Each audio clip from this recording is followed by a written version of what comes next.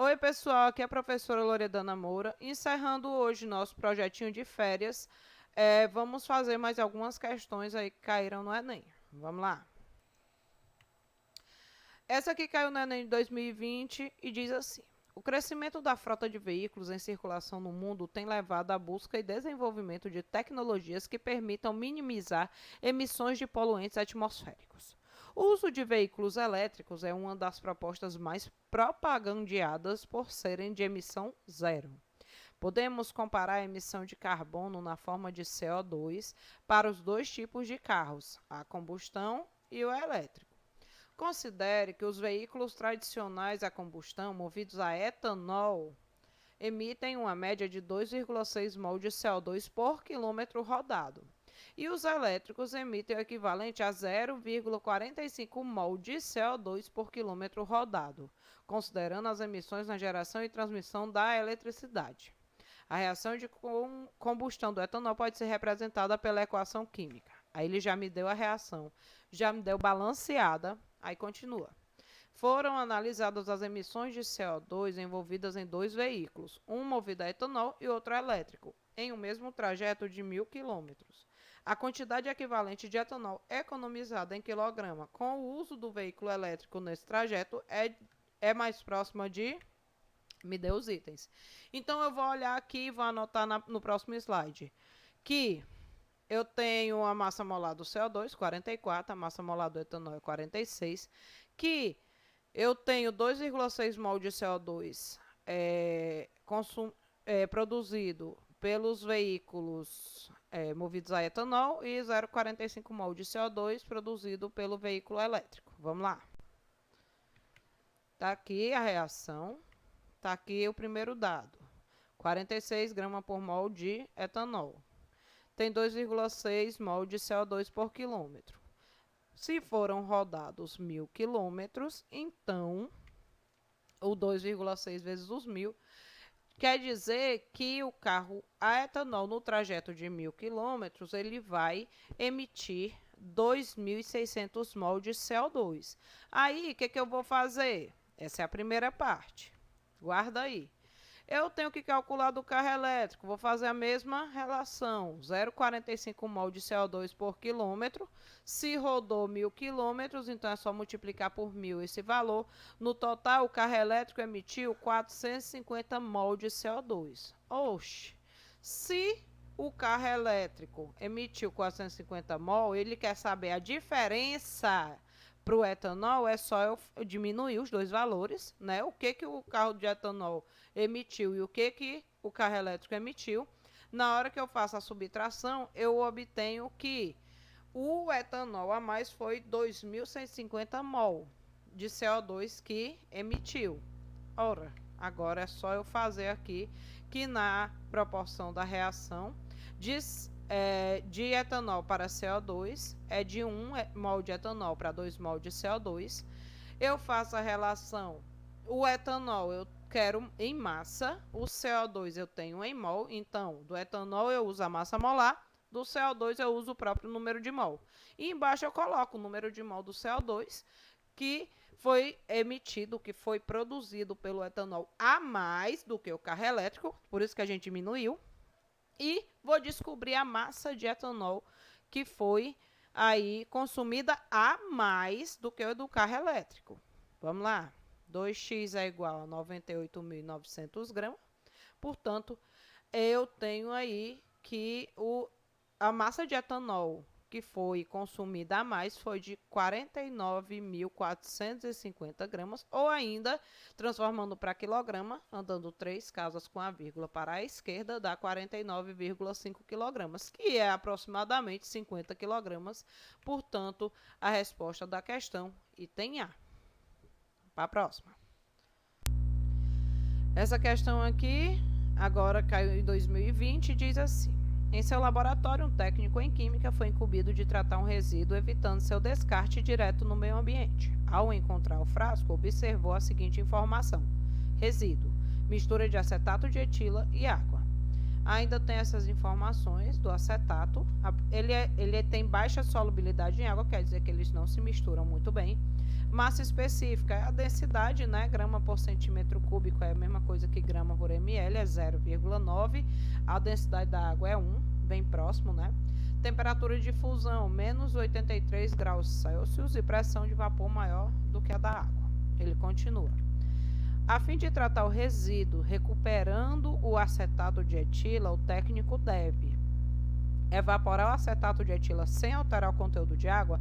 Não, né? Porque ele quer recuperar o acetato de etila. Aí, no caso, se ele evaporar, estaria descartando. Falso. Filtrar a mistura utilizando um funil comum e um papel de filtro? Também não. Por quê? Porque os dois estão no estado líquido. O filtro, ele separa sólido de líquido. Não daria certo. C. Realizar uma destilação simples para separar a água do acetato? Também não daria pelo mesmo motivo. Os dois são líquidos. A destilação separa sólido de líquido. Proceder a uma centrifugação da mistura para remover o acetato de etila?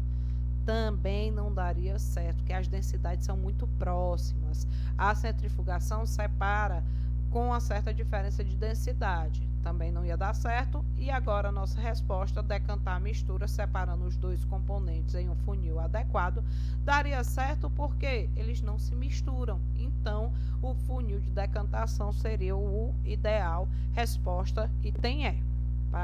Para a frente.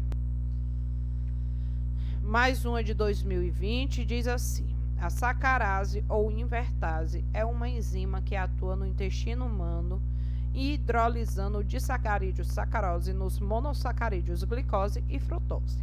Em um estudo cinético da reação de hidrólise da sacarose, que tem por fórmula C12H22O11, foram dissolvidos 171 gramas de sacarose em 500 ml de água.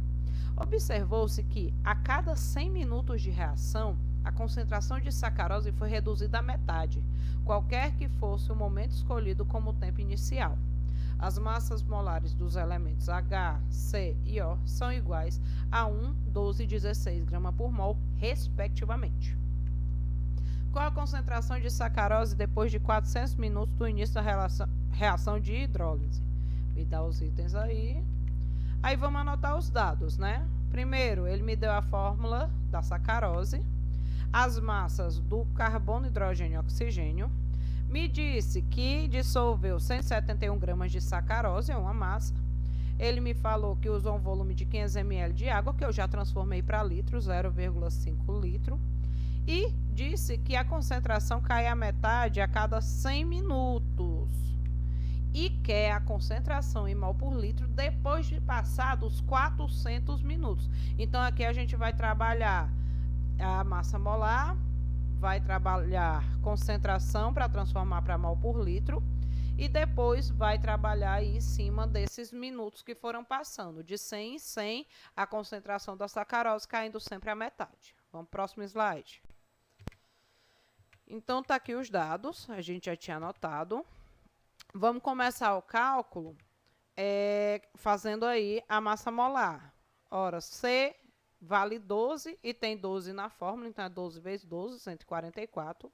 O H vale 1 a massa e tem 22 na fórmula, então é 1 vezes 22, é o próprio 22. E o O tem 11 na fórmula e a massa vale 16, então 11 vezes 16 dá 176. Somando tudo, essa sacarose tem uma massa molar igual a 342 gramas por mol. Guarda aí. Agora vamos trabalhar em cima dessa massa molar. 1 mol de sacarose tem 342 gramas. Então, se ele usou na questão 171 gramas, eu tenho um total de, cortando aqui, eu posso simplificar por 171, que é metade de 342, dá 1 e dá 2. E aí, 2 vezes 1 é igual a 1, x igual a meio mol. Ora, se eu tenho meio mol e ele está dissolvido em meio litro, então eu tenho 1 mol por litro de molaridade para essa solução. É uma relação simples, é só dividir meio por meio, dá 1. Agora, eu já descobri a molaridade que a minha solução tinha, com 171 gramas de sacarose e meio litro de solução. Mas ele disse que passou 400 minutos. E disse que de 100 em 100 a concentração de sacarose caiu à metade. Então, se eu tinha 1 mol por litro no início, aí passou 100 minutos, caiu a metade, ou seja, foi a meio mol por litro. Depois, passou mais 100 minutos, aí foi a 0,25 mol por litro. Mais 100 minutos, aí já foi a 0,125 mol por litro. E os últimos 100 minutos foi a 0,0625 mol por litro. Aqui no total, a gente pode ver que a gente fez os 400 minutos que ele disse que passou e a concentração foi ali ao final 0,0625. Mas eu vou transformar isso aqui em notação científica. Se a vírgula andar para a direita, o expoente da base 10 diminui. Então, a vírgula está entre os dois zeros. Se eu andar 2 casas, fica 6,25. 2 casas para a direita, o expoente fica menos 2. Portanto, resposta da questão, item B. Assim a gente termina a aula de hoje. Espero que vocês tenham gostado e até a próxima. Beijo e tchau!